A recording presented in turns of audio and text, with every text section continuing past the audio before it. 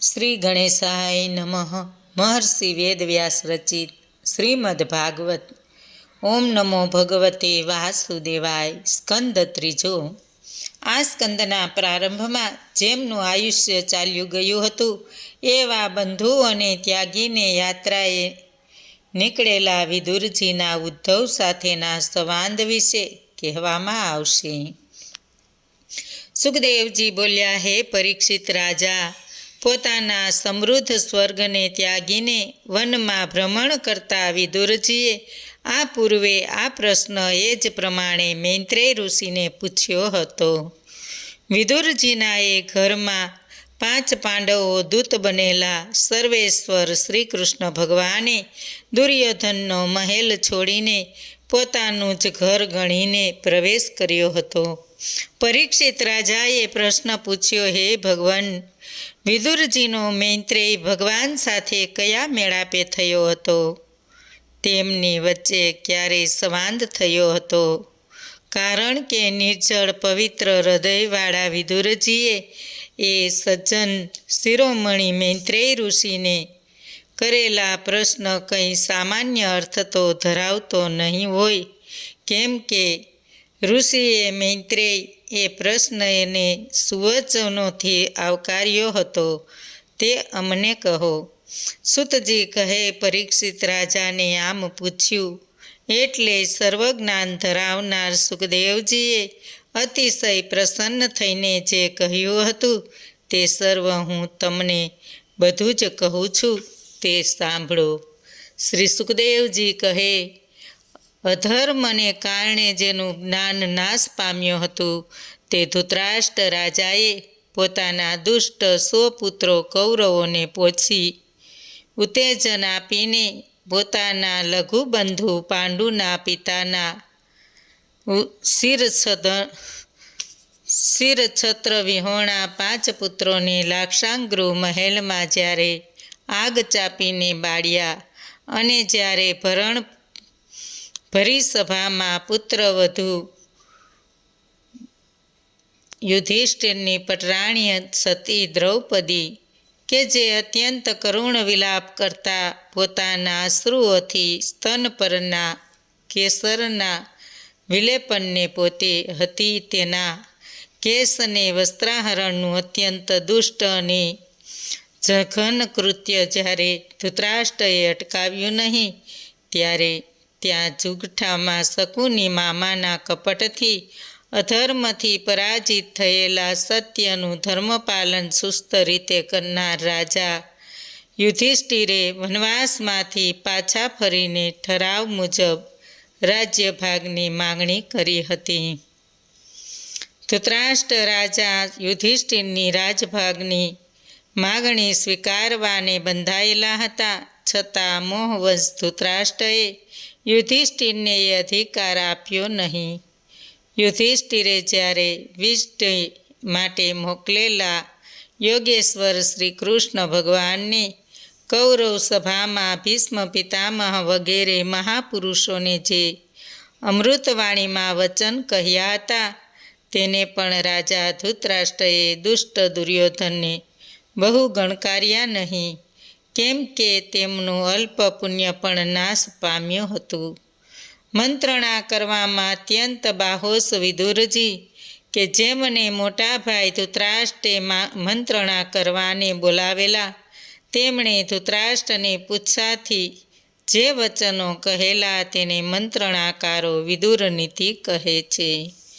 વિદુરજીએ ધૃતરાષ્ટ્રને આવા વચનો કહ્યા હતા કે, હે ધૃતરાષ્ટ્ર, તમે ઠરાવ પ્રમાણે યુધિષ્ઠિરનો રાજભાગ આપી દો. એ લેવાનો યુધિષ્ઠિરનો અધિકાર છે. તેઓએ તમારા દુઃસહ અપરાધોને સહન કર્યા છે. તમારા અપરાધોથી પીડિત ભીમસેન રૂપી સર્પ ભયંકર ફૂફાડા મારી રહ્યો છે, કે જેનાથી તમે ઘણો ભય પામો છો. હે ધૃતરાષ્ટ્ર, તમે કદાપી એવો ગર્વ નહીં ધરશો કે તમને ભીમ જેવો અનેક પુત્રો છે. તમે ચેતજો કે શ્રી કૃષ્ણ ભગવાન પાંડવોના પક્ષે રહેલા છે, તેમણે શ્રી કૃષ્ણને પોતાને પક્ષે લીધા છે.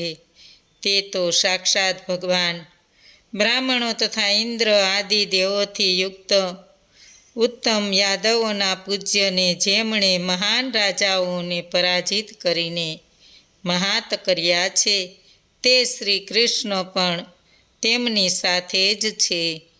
ભગવાન શ્રી કૃષ્ણથી વિમુખ રહેવાથી જેની લક્ષ્મી ચાલી ગઈ છે, એવા તમારા ગૃહમાં દોષબુદ્ધિ પુત્ર દુર્યોધન શ્રી કૃષ્ણની વિમુખ રહેવાથી જેની લક્ષ્મી ચાલી ગઈ છે, દુર્યોધન જન્મ્યો છે, તે શ્રી કૃષ્ણ પ્રત્યે મહાદેશ રાખે છે.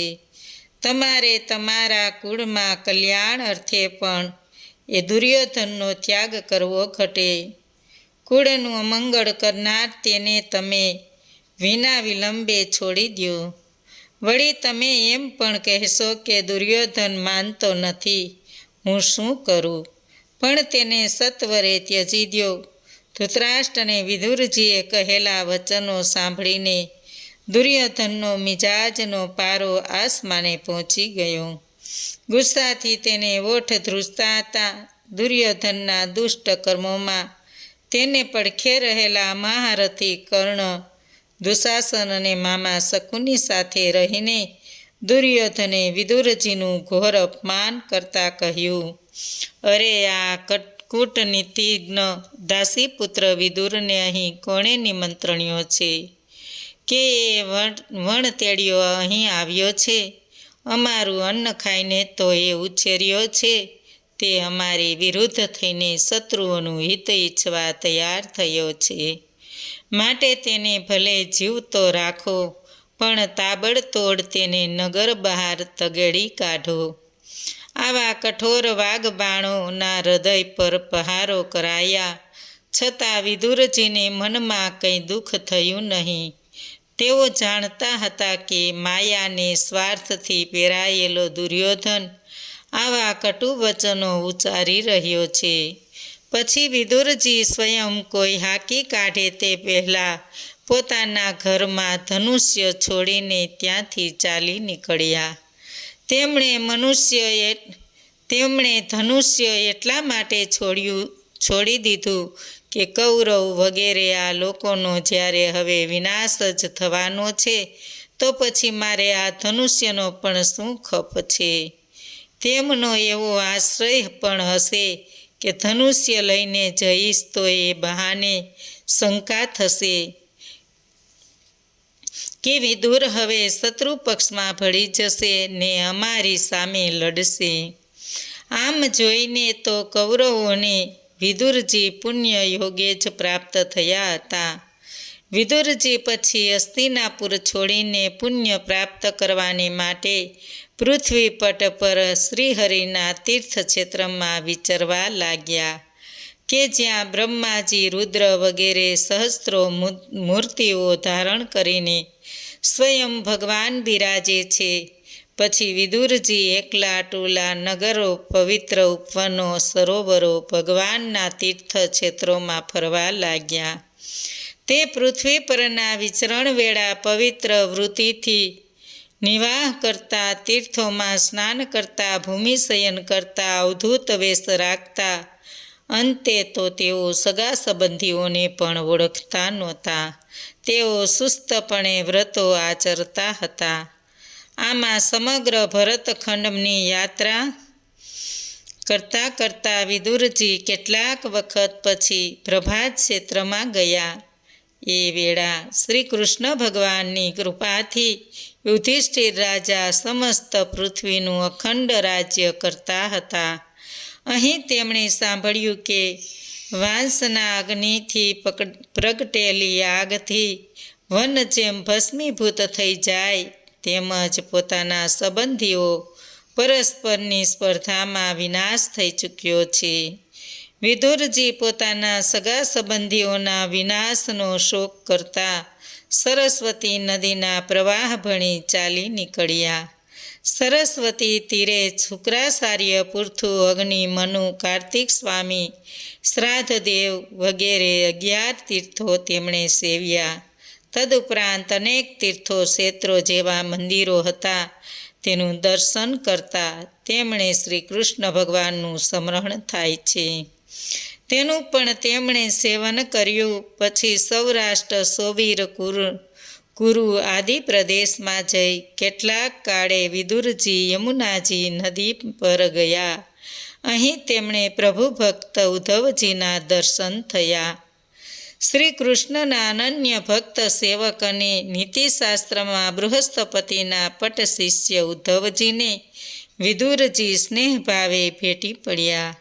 પછી તેમણે સંબંધીઓના કુશળ પૂછતા કહ્યું, હે ઉદ્ધવ, ભગવાન શ્રી કૃષ્ણ, બળદેવ અને વસુદેવ વગેરે કુશળ તો છે ને?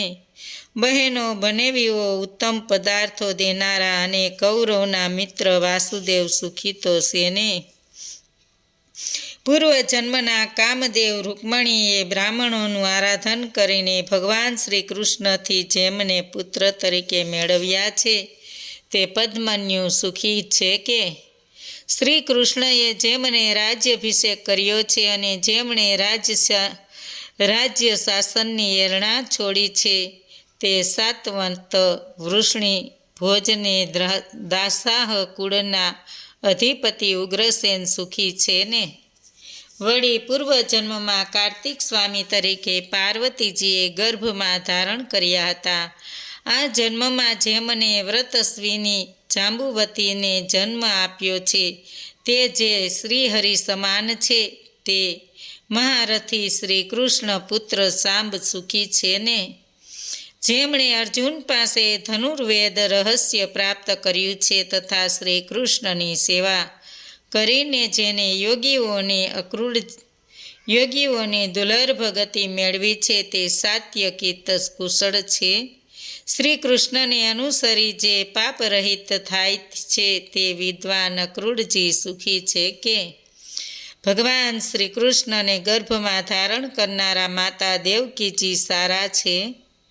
વેદો મનના પ્રવર્તક, ચાર જાતના અંતકરણ, ચોથા તત્વરૂપ એટલે કે ચિત્ત, અહમ, બુદ્ધિ, મન એ ચારું અંતકરણ પૈકી ચોથું મન છે. તે અધિષ્ઠાય દેવરૂપ ભગવાન અનિરુદ્ધ કુશળ છે કે? વળી ચારુણ દેશણ વગેરે સુખી છે. ધર્મરાજા યુધિષ્ઠિર ધર્મની મર્યાદામાં સૌનું રક્ષણ કરે છે કે?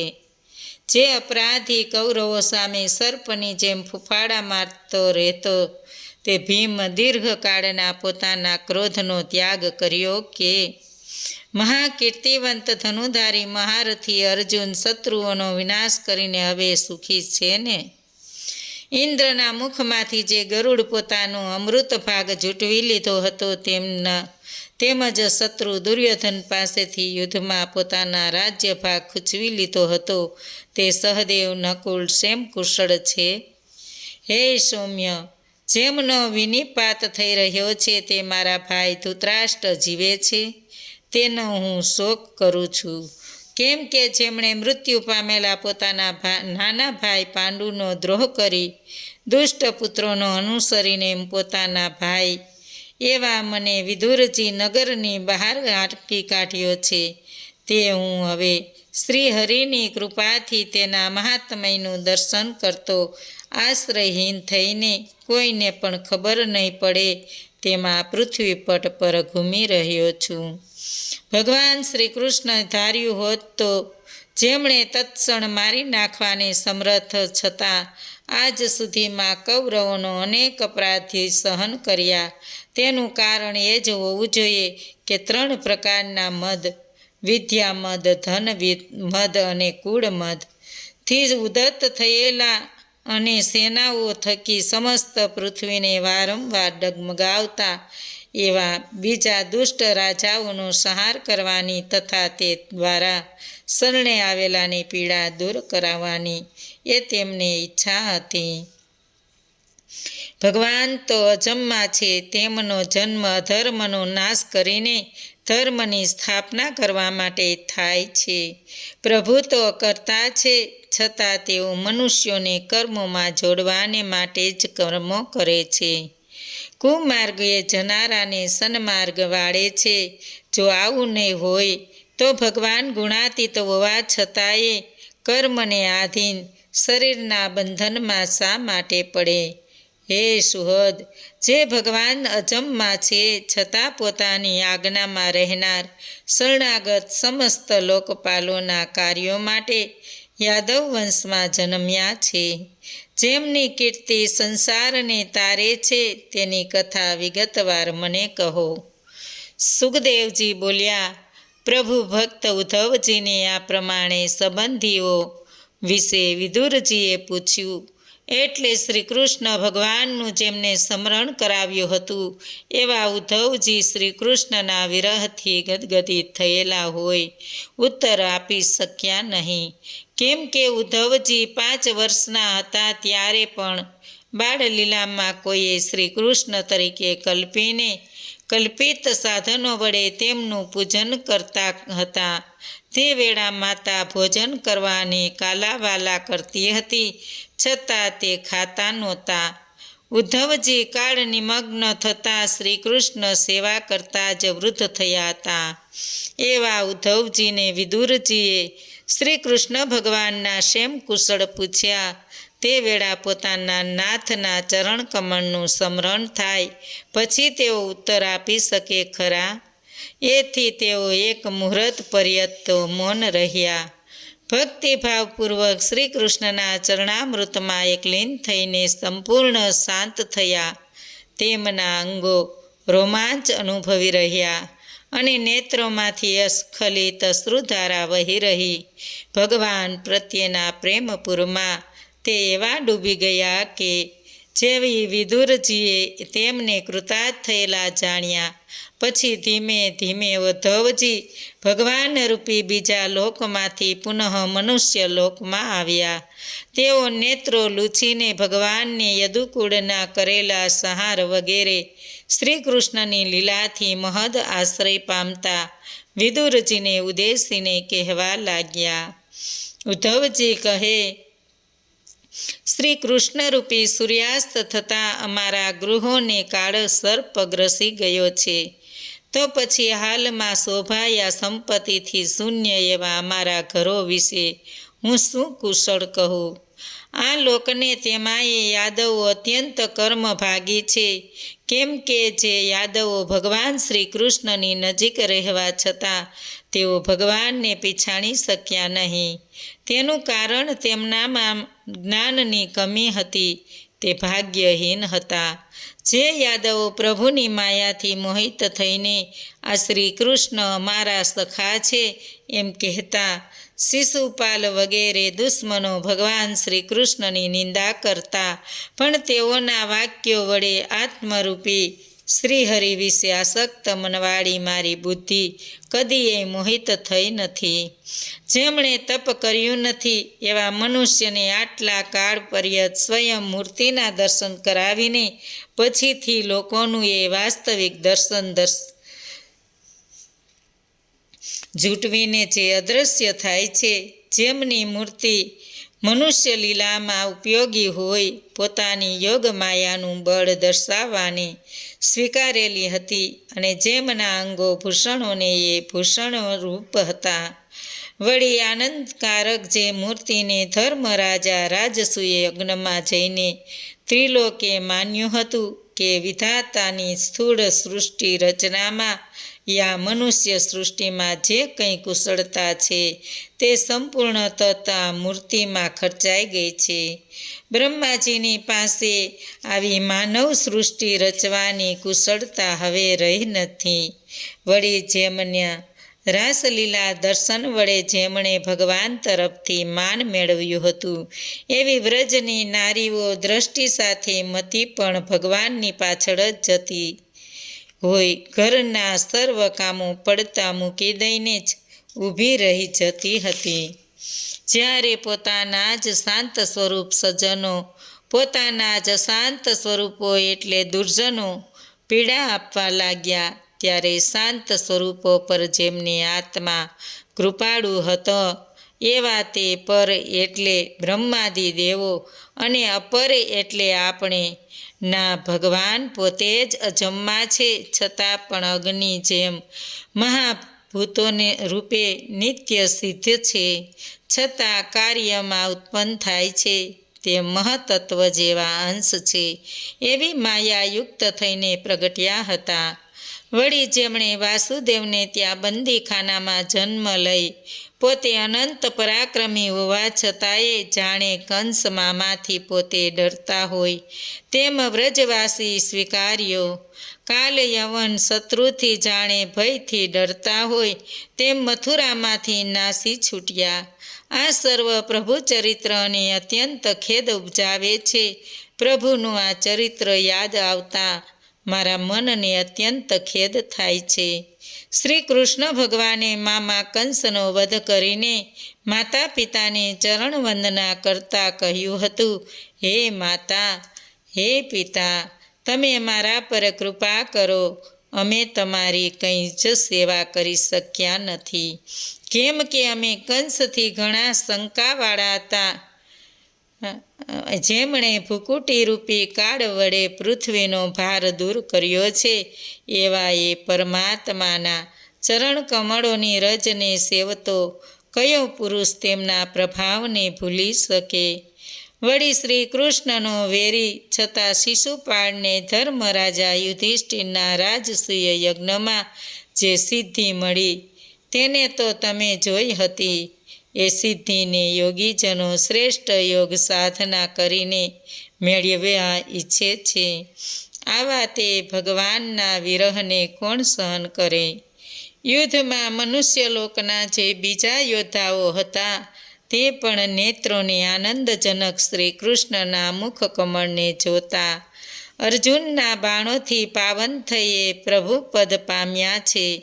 વળી પોતે કોઈની સમાન નથી, જેનામાં તુલ્ય વિશેષતાઓ છે. ત્રણેય પુરુષોત્થોના ત્રિભુવનના લોકોના અથવા ત્રિગુણના અધીશ્વર છે.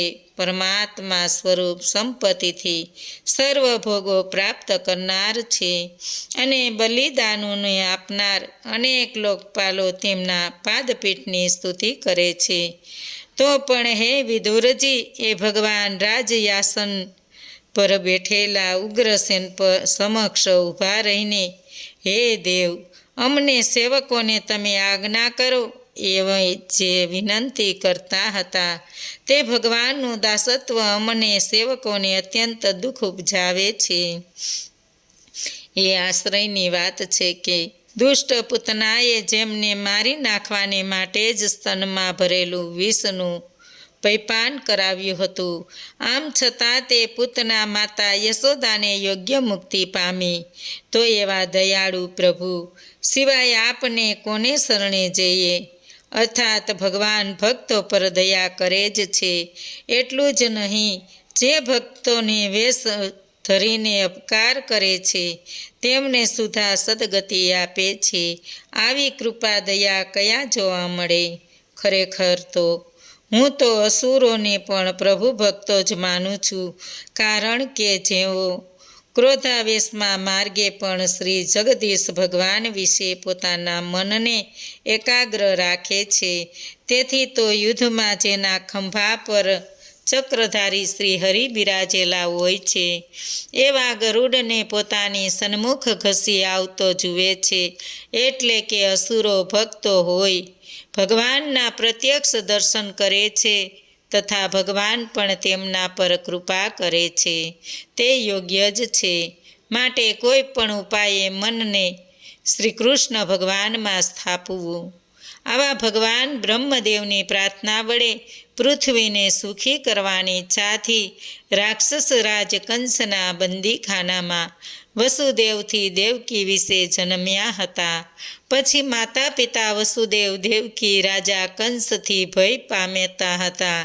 તેથી પ્રભુ પોતે નંદરાયના વ્રજમાં 11 વર્ષ બળદેવજી સાથે રહ્યા હતા.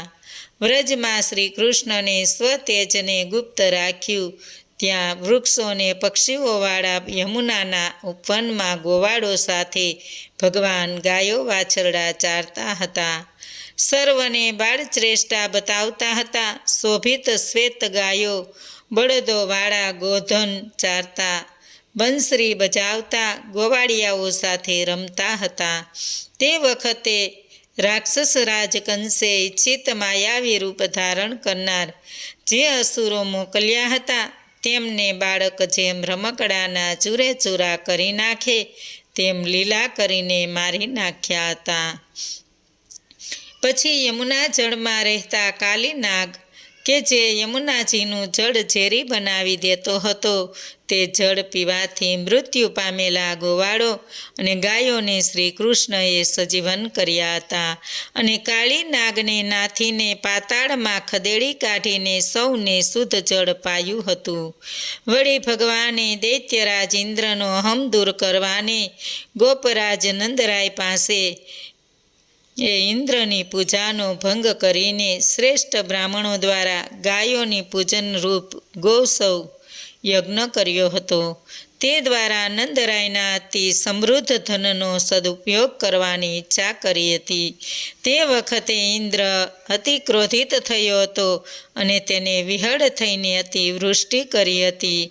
ત્યારે હે વિદુરજી, વ્રજના આકુળ વ્યાકુળ લોકો તથા પશુ પંખીઓ પર ભગવાને કૃપા કરીને પોતાની ટચલી આંગળી પર ગોવર્ધન પર્વત ઉચકી ધારણ કરીને સર્વનું રક્ષણ કર્યું હતું.